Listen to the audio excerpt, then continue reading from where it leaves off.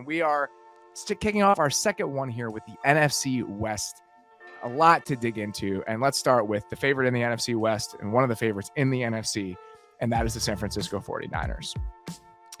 It's such a strange offseason because oftentimes when you lose in the playoffs, usually when you lose in the playoffs, it exposes some underlying flaw about what your team is. And the way that your season ended points to how things need to be shifted the following offseason for you to achieve your goals. Well, the Niners season ended because they ran out of quarterbacks. I'm not saying they would have beaten the Eagles, but they didn't have a shot because they ran out of quarterbacks in the NFC Championship game. It's funny that losing Mr. Irrelevant and the seventh round pick and a seventh round rookie is enough to do that to you, but it did. And then Josh Johnson gets hurt in that game, and we really never get to see or hear the end of the story for the 2022 49ers. So now they head into this year, theoretically, with more healthy quarterbacks. I wouldn't be surprised if they kept 3 in order to avoid this problem again. Plural. Yes. But every other aspect of this team still feels ready to go. You know, some shifting. It's going to happen every single year with the success that they've had. Their coaches get plucked on both sides of the ball consistently. But I still think a lot of reasons to be extremely optimistic about what this team can accomplish this season. Right. It's the NFC Championship game ended in a white flag getting waved. Like the second half was them just running the clock out. It was like we needed a mercy rule. But this was a team that, I mean, especially after the Christian McCaffrey trade for their offense, was a juggernaut. They went supernova on offense. And then that defense was a truly elite unit, any way you shake it. Stopping the run, stopping the pass, everything. It was a bona fide Super Bowl team, like Super Bowl contending team. Truly, you can see it on the graphic right now. They were second in weighted offensive DVOA and weighted defensive DVOA. They're second in both. I mean, that is a ridiculous football team. They were one of the teams I felt best about, and they're starting Mr. Irrelevant at quarterback, a seventh round rookie at QB, and I felt great about them going into the playoffs. Then they played the Seahawks and completely dismantled them in their playoff game, and that's what just stinks about the injury that came up in the NFC Championship game. But this team just has so many great players on both sides of the ball. They lost their defensive coordinator, and we're going to talk a bunch about that. They don't know who their quarterback is, and I still feel decent about this team because I think they do know who their quarterback is. I think Brock Purdy is the starting quarterback for the Niners. And I know they've all said that, but it's right now he's coming off a UCL, and half the days he's missing, and that's I'm saying more for injury stuff. They don't know who it is, because as opposed to they have stated Kyle Shanahan's been very open about like, no, he's our guy, which still to me is still pretty shocking, and we'll talk about it. But it's not shocking to me because this entire process over the last couple of years, by all accounts, and multiple people have said this, when they traded up for Trey Lance, he wanted Mac Jones. Kyle Shanahan wanted Mac Jones. Through the process, they shift to Trey Lance. Understandably. Look at the quarterbacks you're having to compete against in the NFL these days. Right. Look at the monsters, the kaiju that you have to play on a week-to-week basis on the other side of the ball. And he had just come away the last 2 seasons, losing to Patrick Mahomes in the Super Bowl, and then playing Josh Allen on a Monday night, where he made like 10 throws when they had to play in Arizona because of the wildfires. And I could imagine being on the other sideline and being like, fuck this. Like, I just can't imagine having one of those guys. So by the end of the process, they get a guy where it can take you to the next level. It's not just somebody you're dropping in. It's somebody that can make you right when you're wrong. It's somebody that can extend plays. Somebody gives you this element that other teams have. Kyle, all he wants is a point and shoot guy that does what he wants him to do. So when Lance gets hurt, they bring in a guy who does that. And in Kyle's mind, I'm sure there's I told you, just give me a guy who can do this, and I can create for you a machine of destruction. And so now that they've realized what life is like with another one of those guys and these skill position players, you're going to have to pry that model out of his cold, dead hands. Oh, yeah. In my opinion. That's what it feels like to me. Yeah. He's like, I have to develop a guy? No, screw this. Let's just point and shoot. Hey, throw this glance route. Throw this dig. Throw this high-low, and then hand the ball off and toss the ball. Maybe run a couple boots. There. We're good. We just put up 28 points. We're good to go. He doesn't want, like in Pacific Rim, what is it? They have the Kaiju, and then they have the Jaeger. Jaeger is like the big machine. Yeah. Jaegers. He doesn't want a Jaeger. He wants the guy that controls the Jaeger. He wants he's the Jaeger. Kyle Shanahan. He's the Jaeger. I'm telling you, Kyle Shanahan is the building-sized machine of death. And the guy, all he needs is somebody to work the control. That's it. Yeah, that's all he needs. He needs the 2 people to link up, and he's like, "Yep, I'm good. That'll work." we talked about the Niners a lot in our top 10 offenses show. Some of the stats that we threw out with Christian McCaffrey on the field last year, they had a 47% success rate. Would have been tied with Buffalo for second in the league over the course of the entire season. They averaged 6.3 yards per play. They would have been tied with the Chiefs for number 1 in the league over a 17-game span. So my question, after we got all that evidence last season that with this skill position group with Brock Purdy, this can be a monstrous team. What is the biggest question you have about this unit, the Niners offense, heading into 2023? Do we actually feel damn good about this offensive line, which is always going to be the thing. That is what cripples best units, is the offensive line falling apart. And of course, we don't want to like pre-program injuries happening, but just saying some regression there. They are switching some guys up, especially at the right tackle spot. But other than that, I would say so offensive line would be my number one thing. And are we sure that Purdy can do this for 17 games plus with the playoffs? And I get it. He played fine. He played well in the last 6 weeks, whatever it was, plus the playoffs that he had to play in. But is it a full season? Is it really some of those throws? And what the element that Brock Purdy brings is he is a little bit of a he's a little bit of a slot player, right? He's willing to pull and just try some stuff out and just try some. He's more erratic in both. Maybe he's more volatile in a good and bad way, perhaps, than Jimmy Garoppolo is. And I think at the end of last year he never really got dinged for that. Like in moments that really hurt the team. And so over a 17-game stretch, does that end up hurting the team? I think they have enough to mitigate and lift the floor and the ceiling because of just the play caller and the weapons that this team has and the ways that they can get to them. But that's just something that's my main question mark is, can you do it for a full season?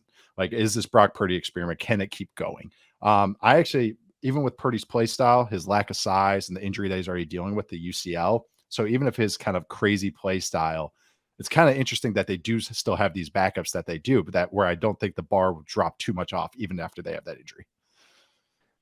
I don't want anyone to get hurt, but we've talked about this a couple different times. If there is a timeline where Sam Darnold gets to play for this team, it would be a fascinating football experiment. And part of me kind of wants to see it. What I would like to see is they trade Trey Lance before the season, so then he doesn't have to get hurt for me to get the Sam Darnold experience. This is purely selfish. I don't think that's what they should do or what they will do, but I'm looking out for me.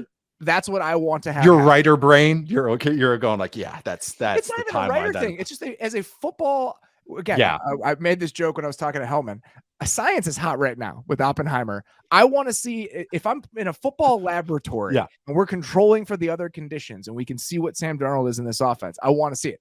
I just want to see it as a football watcher. Because he's historically, like in the last recent memory, he's the worst quarterback, like by all accounts, bottom five in every metric that you can look at. So it's like, if Kyle Shanahan could get him to an above average play, it's like, come on, guys. We there's not much else we could throw at this guy. We got Mr. Irrelevant and the worst statistical quarterback in recent times, and he makes them average. Like that would just be another feather in the cap for Kyle Shanahan. So I agree with you. I actually do kind of want to see it. So the offensive line, I think, is a totally reasonable question to have. In the interior, we talked about this a little bit. They had 2 guards come in and play for them last year. Aaron Banks was a second-year player at left guard, and then Spencer Burford was a rookie, 4th-round rookie at right guard. More beef than we've seen from the Niners at those positions. And I think it lended toward this new look run game where they're doing a lot of different kind of stuff. Because for years, the Niners, when they were that heavy outside zone team or these Shanahan teams, sometimes they could struggle in drop back pass situations because they were so small on the offensive line. So now you have these bigger guards that have allowed them to be more varied in the run game, more gap scheme runs, being able to push people around, but also potentially hold up better in the drop back game where they're dropping back far more often now than they used to under the Shanahan regime. So those 2 guys, I think it makes perfect sense. And I think that area of the line with Jake Brundle, the center, stepping in there last year is probably the best it's been over the last few seasons. But right tackle is a big question. Colton McKivitz, Matt Pryor, just a lot of guys that you don't want playing a lot of snaps for you. And it seems like that's how it's going to go. So that'd be one question I think is totally reasonable. And then the Purdy thing, my question is the offense really better with Brock Purdy than it was with Jimmy Garoppolo? Like, is it actually better? I don't think so. So there, I looked up some of these numbers. Jimmy Garoppolo, when Christian McCaffrey was there, averaged 0.34 EPA per dropback.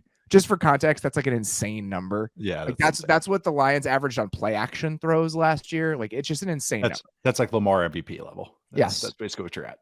And so Purdy was a little bit less than that, so it was worse. They had a slightly higher success rate with Purdy than they did with Jimmy Garoppolo. same yards per play. Okay. So the overall results were kind of in the same zip code. Yeah. There were certain elements of the offense, though, where these arguments have been made by Niners fans about Purdy, where he actually was better. Jimmy Garoppolo had a negative EPA per dropback when outside of the pocket. Negative. Nice. Purdy was top 10 in EPA per dropback when outside of the pocket. Jimmy was 19th in EPA per dropback on quarterback throws that lasted more than 2.5 seconds, below average. Purdy, over the course of this whole season, would have been second in the league on those plays, on extended plays. And then the last one, percentage of throws to travel at least 15 yards downfield. For Purdy, it was 20.6. That's slightly above average. For Jimmy, it was 15.3%, which would have been a bottom 5 rate in the league. So extending plays, plays outside of the pocket, and pushing the ball downfield. Yep. All those things are real. So if you can live with potentially some of the volatility that comes with that play style, then theoretically there is maybe a slightly higher ceiling with this guy and his style of play at quarterback than there was with Jimmy Garoppolo. And I think that's the story that the Niners fans were trying to tell themselves over those 3 or 4 games last year. And we'll see what it looks like over an entire season. But there is validity to some of the ideas. The pushing the ball one is the main one that you can just even see on film, is that like there's alerts or kind of those first reads that most quarterbacks just come off, especially Jimmy. Like it was always, that was the thing with Jimmy G, was like when someone would tweet out like, oh, top 5 deep ball EPA. And then it was like everybody else had, 40 attempts, 50 attempts, and Jimmy's was like 16. Yeah. It was, half of what everybody else is, because his was selected shots. He was like, I'm throwing this one a game and that's it. Purdy will actually let those. I almost said a little saying that we used to say in the QB room, which is just let that bitch fly. But he was sorry. It just kind of almost jumped out of me. But seriously, he's a chaos merchant. And I mean that as a compliment. And that's where I can understand the optimistic view of that, because that's always been the ding of maybe watching Jimmy G in that offense, is he's going to be point and shoot, and there's no creativity whatsoever. He is paint by numbers. And for better, for worse. For better, for worse. And then maybe if you take maybe a 5%, 10% dip in that, and the volatility creates, maybe they go in those streaks where it's like, oh man, they just create a big play out of nothing. We don't have to chain these like small plays together. So that's where I can understand that argument, that this is where Trey Lance was supposed to come into play.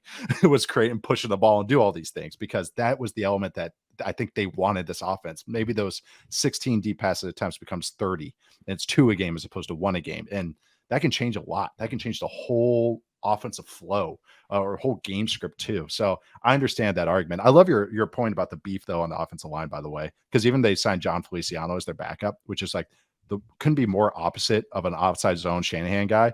Feliciano was like a bad athlete, smart interior bruiser. It's like that backup, it like kind of epitomizes how they're looking at their interior line now. So I love that point that you brought up, but that it is interesting how it's a different type of player.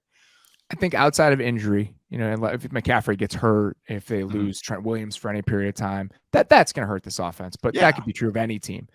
Outside of injury, I expect them to be really good on that side of the ball again, even if the line maybe isn't quite what they were across the entire 5 with McGlinchey there last season. Yeah. On defense, there are more changes, not just a right tackle and a short sample from your quarterback. They bring in a new defensive coordinator this year, and then a couple other moving pieces along that personnel. What is the biggest question about the Niners defense that you have heading into 2023? What changes of flavor what flavor does Steve Wilkes add to this defense? How much does he change up? I mean, really, that's it. I think they didn't lose too much personnel.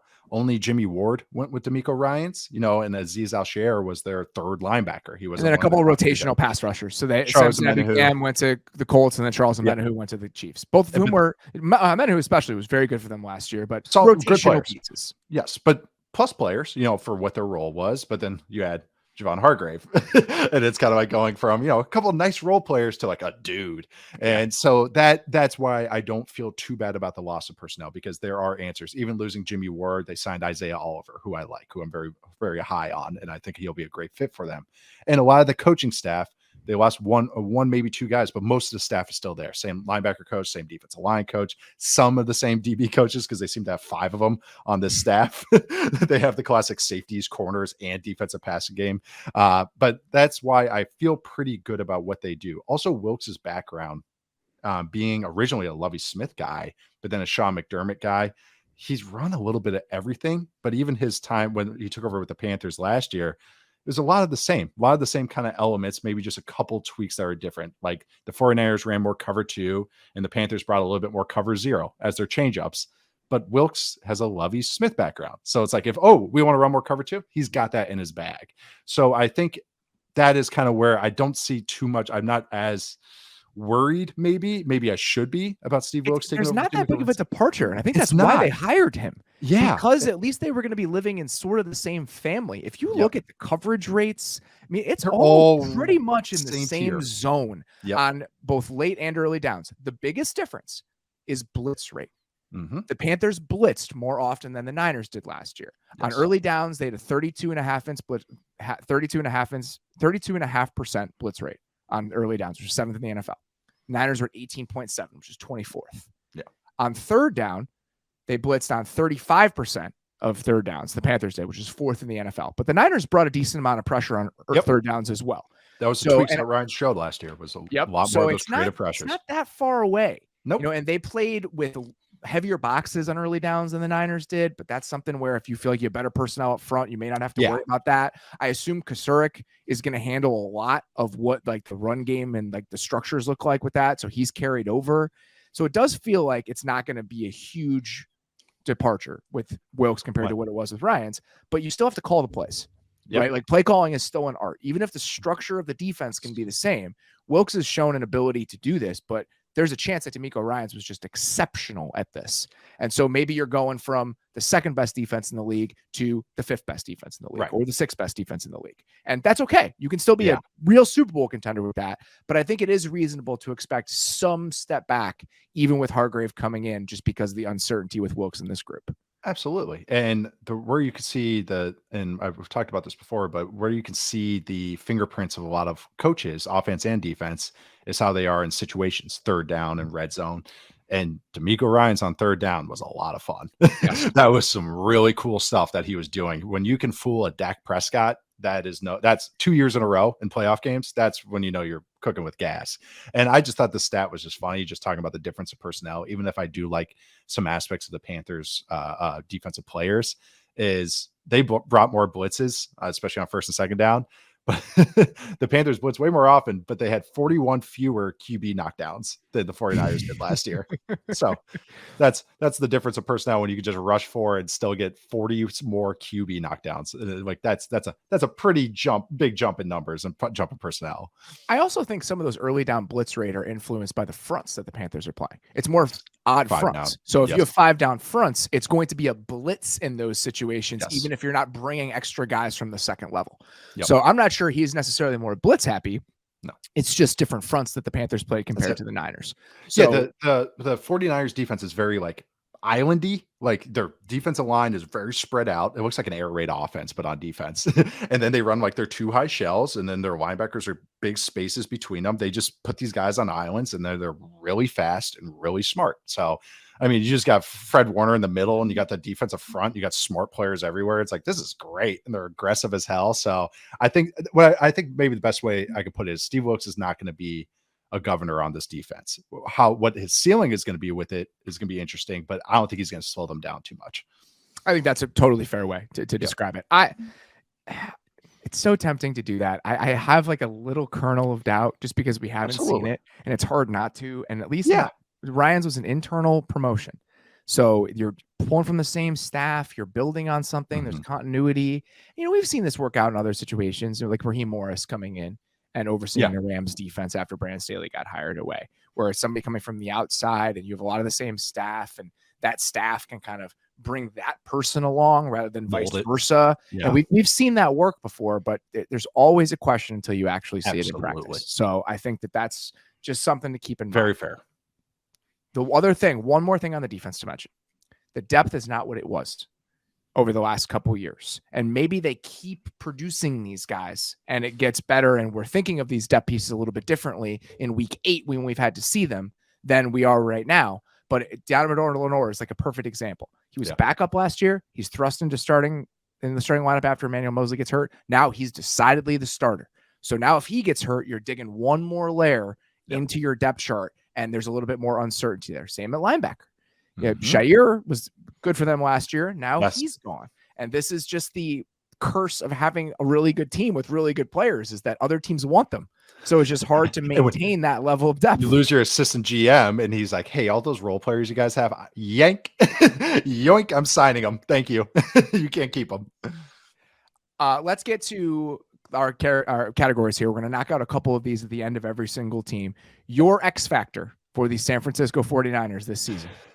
I know the X factor. I want to be a little bit more creative, but it's Christian McCaffrey. It's CMC. It's he makes this offense go. They have a lot of damn good players, and again, they have a great play caller. But we've done the pre and post CMC trade last year. This offense, it was 23rd in success rate and 21st in DVOA before that trade, and it jumped into a top 5 offense no matter what metric you look at after the trade, and you could feel it right away. CMC is he's just incredible. I hope he can play the whole season because he's so much fun. He had more receiving yards and first downs than Gabe Davis last year, than MVS last year, than Marvin Jones, Tyler Higbee, Dalton Schultz, all guys that get paid. Also ranked in the top 10 of rushing yards and first downs per rush. He had the same numbers on the ground as Travis Etienne. I've said these stats before, but it's like that's a really, really productive and efficient player for any offense. He had the same. This is my last stat for him. So he ranked 8th in the entire NFL once he joined the 49ers in successful targets per route run, which is that kind of new stat I really like. 8th entire NFL. 7th was Justin Jefferson. 9th was Drake London. 10th was Jamar Chase. So he is a dude in the pass catcher, as a pass catcher and on the ground. But he makes this whole offense go. Once you saw him get dropped in and seeing how they use CMC and Debo, and they have CMC split out, then Debo's in the backfield. Debo Samuel. Debo's on split out as a receiver. CMC's in the backfield. Like just splitting those two out and just doing creative things with them led to some. You got to see some new juice from Kyle Shanahan, like just another layer of what he can throw into this offense. And so he's my X factor because if he stays healthy and he goes, this is where this whole offense, this whole team goes. With them, it's not theory. No. This idea of, if we bring the running back in, he can play receiver for us. And that's why it kind of transcends this idea of running back value. And then for every other team, it's, he'll catch a couple screens here or there, That's a couple checkdowns. And that's not what it is for this team. He's running receiver routes. He's actually playing receiver for them. And they have a guy at receiver who can play running back. Yep. So this idea of positionless football is not just a theory with the Niners. It is very much a reality, and it took them in a very new direction and a very exciting direction down the last year. First time I've ever seen it, they ran 2 choice routes on the same play where they had Debo and CMC both running choice routes. Usually just ISO a guy as the choice guy. They had 2 guys, one on each side doing it, and Jimmy just had to pick which side he wanted to go to. It was like it's just devastating what they do. I think that was the game in Mexico City that I saw. I can't remember who they're playing, but I remember the stadium. This is how my brain works. It's the Cardinals, I think. Cardinals, yes, that makes sense. I can remember the setting and everything, but they ran double choice routes with these guys, and they did several times. So that just shows you what the layers that CMC adds. My X factor we talk about is Wilkes. It's an unknown. They have so many pieces still on defense. This should be one of the best defenses in the NFL, but when you drop in a new guy in charge of it, it's always going to be a question. It's always going to be a mystery until you actually see it. So what does this defense look like with Steve Wilkes calling it? It doesn't get any more simple than that in my mind. All right. Your breakout player for the San Francisco 49ers, or breakout candidate for the San Francisco 49ers in 2023. As much as I wanted to say Lenore, but he would have been one, but my real one right here is Drake Jackson, who is a second round edge, or second year and second round edge player for the 49ers. I think the splash stats that he showed in a limited role, and also being at USC, he had to kind of change his weight a whole bunch of times. We want you in this role. We want you in this role. So his role as a player, he never got his kind of feet wet. So you saw flashes early in his career, and then he kind of just got messed with. So it was all flashes you were agreeing to. And then last year, still had those flashes. And now he has the first time where he actually it's solidified, and he actually knows what weight he's playing at, what type of play style he's playing at. Drake Jackson last year, just rate wise, holy Millsap doctrine. He ranked second in the entire NFL in splash plays per snap last year for any defenders with 200 more pass rush snaps. So DeMarcus Lawrence is first. Then the rest of the list, it's not like, it's going to be a bunch of role players. It's DeMarcus Lawrence, Drake Jackson, Myles Garrett, Josh Uche, Brandon Graham, TJ Watt, Nick Bosa, Cam Hayward, Matt Judon, Max Crosby. Wow. So he's up there with some dudes. It's not like, he's getting some help. He does get some help from Bosa, but I think he's going to take a step forward this year and be a nice he doesn't have to be really even a number 2 with Hargrave and everything, but he's going to be a really nice secondary pass rusher for this front with a great defensive line coach. And I think he's going to take a huge step forward in the second year. They need him to, because they lost these guys. I mean, they're relying on him, and there's reason to. This is the plan, right? You draft a guy in the second round, you hope he comes along, and you can let guys walk in free agency. Yep. I was going to say Drake Jackson. I'm going to widen it to just the next guy up in the Chris Kasurik rehabilitation plan. Love that. Whoever it ends up being, just the next guy that they get production from on the edge. Whether don't have to narrow it down.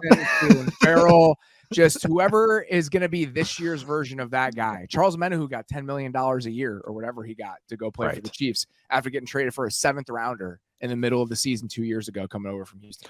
From a team that needed any players possible. They're like, yeah, we'll get rid of him for a 7th rounder. Yeah, sure. So it is a tried and true method there in San Francisco. Yep. All right. Last category here. We're going to switch this up from what we did in the AFC South. Appreciate Kieselweiss on Twitter mentioning this to us. The idea that last year we did, what does success look like for each team? And guess what, Kieselweiss? You're right. That is a better way to do this, and is a more fun way to do this. So for each of these teams, we're going to talk about, what does success look like? So in your mind, what does success look like for the 2023 49ers? Make the Super Bowl. That's it. I think this team's been on the doorstep back-to-back years. They made it to the Super Bowl a few years ago. I think the talent on this team is Super Bowl worthy. Of course, health, everything like that. But if they can, I don't care who the quarterback is, they're going to make a run. This team's pretty loaded. So I think they feel the same way, but I think make the Super Bowl is the success for this team.